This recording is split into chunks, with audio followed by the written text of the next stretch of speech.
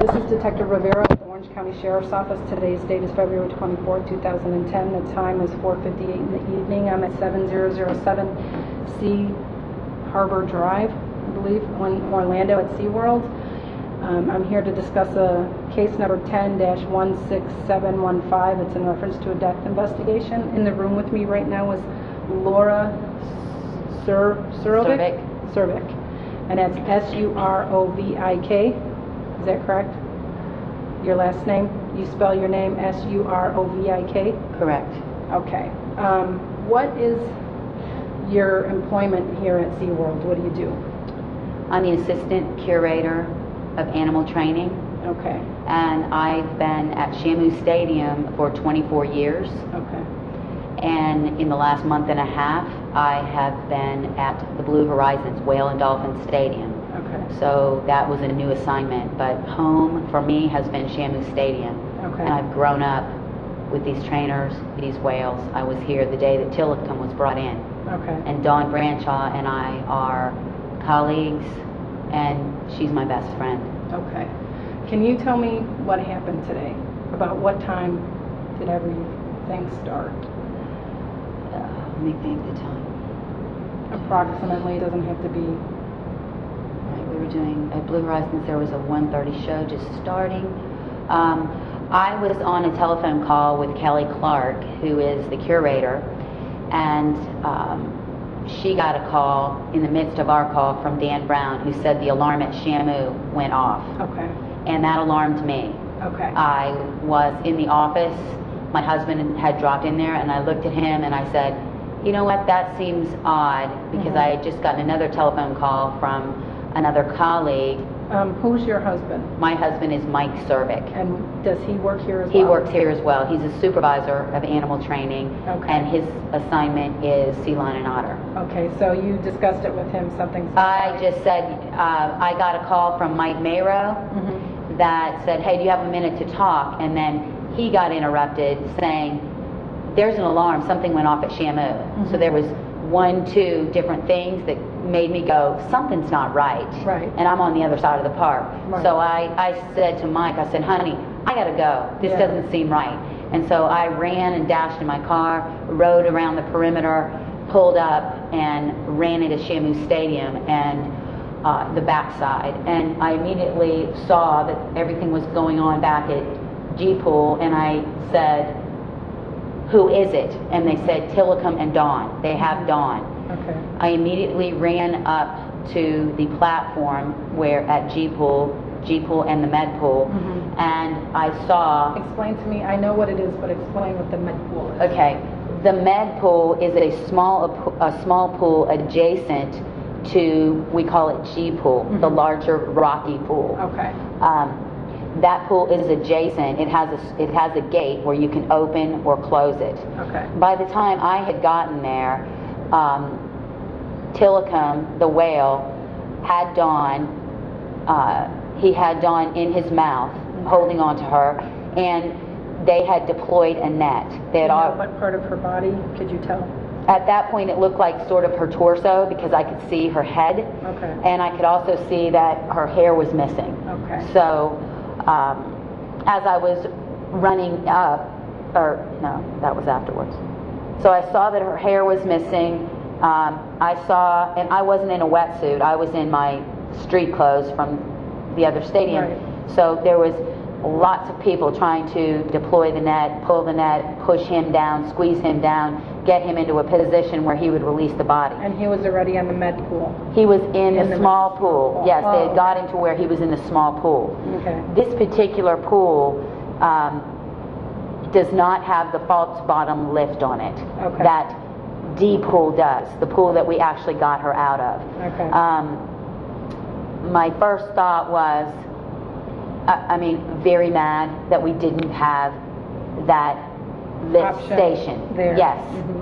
Because of this animal, we know he's killed 2 other people. Right. And of course my heart's racing, and I'm just praying. At this point I didn't know that she was dead. Right. And Jim Atchison was right there. I saw him right there, and I grabbed onto him, and I just started to pray. And I was looking at the same time I was praying, and just trying to think, what to do next. Okay. With killer whales, when there's so many people around, it will excite them even more. Okay. They'll latch onto the victim even greater. At that point, I saw Jenny, my other colleague. She's the other supervisor there that's Dawn's equal, and that was the first thing I thought of, where's Jenny? I saw Jenny, and she was being comforted by her husband, Mike Mayrow, the one that I was talking to, that I got the tip from. I went over the bridge and saw what was, right, I walked over it, and I hugged Jenny, and she said to me, she's gone, Laura, she's gone. At that point, I hugged Jenny, I turned and just processed for a moment, and I made the decision then to go and, no, I didn't make the decision then. I processed for a moment, I saw what was going on. Another trainer came up, Shauna Groves came up, and she said, Laura, it just seems like we're exasperating it by doing, and I said, yes, you're right, let's just calm down. I just said that, and then I said, I will get to Kelly. And I went straight up to Kelly and I said, Kelly, can we just ask everyone to back up? She's already gone, and we don't want him to mangle her body. She's gone, and my heart was, I want to at least have the dignity of this human that I adore. And so I said, can we just, and so at that point, Kelly listened to me, and she said, felt like 20 seconds later, okay, let's all back up and let's start getting the other whales that were occupying E-Pool, the other big females were all in E-Pool, we had to get them out of there. So they got that net out, and then they were going to start to squeeze the other whales down to try to ask the other whales to go out to get E-Pool empty. E-Pool is adjacent to the med pool. So the goal was then to take Tilikum, to force him to go E-Pool, and then to force him into the med pool that has the false bottom lift. You can see the time it takes for that. So you can see where my aggravation was, why don't we have a lift in that pool? I mean, I'm still thinking that to myself. So at that point, Tilikum, he had more of a relaxed posture as everyone was backing away. I saw that, and I saw, okay, there's no way I'm going to get her away from him at this point. I knew I needed to get a wetsuit on. So at this point, I made the decision to go into the locker room. I calmly just went into the locker room. I found a wetsuit and put the wetsuit on. I came back out. At this point, they had Tilikum already squeezed down into D pool. So they just shut the gate, just got him into D pool. And at that point, I had made the decision that I'm getting that body. I'm getting my friend. And so Tilikum was in there, and he knows me. I've worked with this whale since he's been here. So I decided at that point, they were lifting, and as the floor lifted, I stepped onto the platform, and I looked at him. He looked me right in his eye, and he had her arm. He had her arm, and he was shaking back and forth, and I just said, it's all right, baby, settle down. And I went and I got her, and I just cradled her torso, and I said, it's all right, let go, let go. And the guys were getting a head net, animal care was getting a head net, and I said, Bob, he almost let go. He almost let go. I had her, and I was cradling her, and I said, just let go. And I said, Bob, just tuck it around his rostrum. Like this is his rostrum. Tuck it around his rostrum, like the nose and he'll let go. He did, and I scooped her out, and then, they don't like nets. I mean, a net is not something that is common that we use either, not in a daily situation. And then I don't know, there was 2 or 3 guys, I can't remember, that's a blur now, that assisted, and I remember they were quickly trying to drag, and I said, don't drag her. So, I mean, I was in my brain, I was just so, we got her away, now let's have dignity. So then I carried with them, and they had the little stretcher thingy, and we put her on that, and then they proceeded to cut her wetsuit, cut her bathing suit, and they tried to do the shock, Right. the defibrillator, and nothing happened. She was already gone. At that point, Was her arm still attached? Do you recall?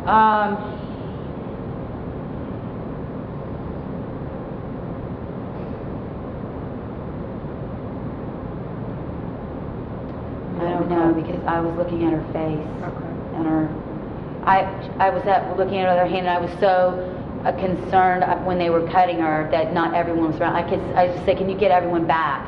Because I just wanted it, and they draped it. You know, like I didn't want a whole big gawking. Correct. Everybody to look, so I tried to just keep her dignity like that, and I can't remember seeing if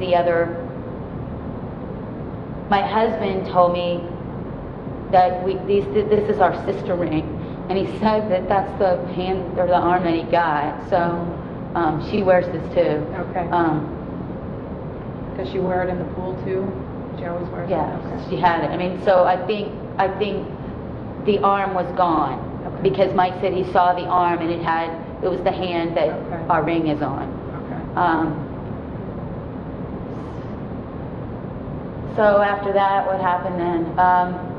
They did the little thing, like basically saying that I said she's gone, right? And they're like, yeah. And so they let me stay right there, and I helped him drape her and put it over her head, and then they put a black cloth over, and then I just kind of tucked her and cried and sat there, and that's when I called her husband. Her husband had called. I had called several times, couldn't get him, and then he called. They handed me the phone, and so I was sitting with her and him, and that's when I told him.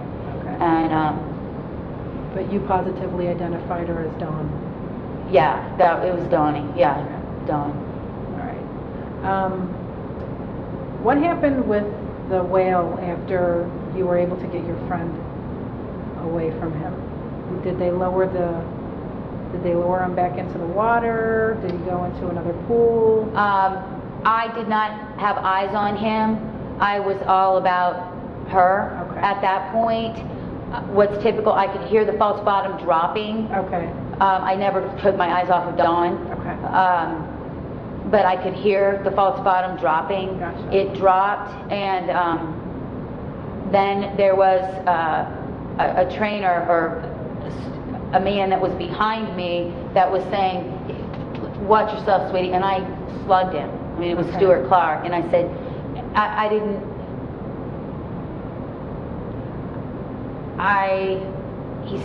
he was like something about sweetie, and I went bam, like get Everybody off reacts of me, Right. because I was all about this. Right. And at that point, I just said, I'm sorry. I'm sorry. I'm trying to just be here with my friend, and so I feel sad that I reacted like that. It's okay. It's understandable. Everybody reacts differently. When you're angry, you lost somebody that you love. Yeah, and I didn't want anybody not letting me. So Do what you needed to do. So then after that, they were going to tape everything off for like crime scene or whatever, those Right. tapey things. And I stepped back and thanked the officers and all that, and then I went up to where the offices were like right adjacent to all that. Right. And there was conversation about moving Tilikum. So I went and got a bucket and tapped for him in the med pool. No, he was already tapped. Kelly had asked him to come over, and she was in street clothes. So he's looking at her like, who are you? Right. Because we don't work him without a wetsuit. So I stepped up and I said, I got him. So I gave him a signal. I gave him vocals. He did it. I blew my whistle. And I gave him a raspberry. He did it. I said, good boy. Okay, you ready?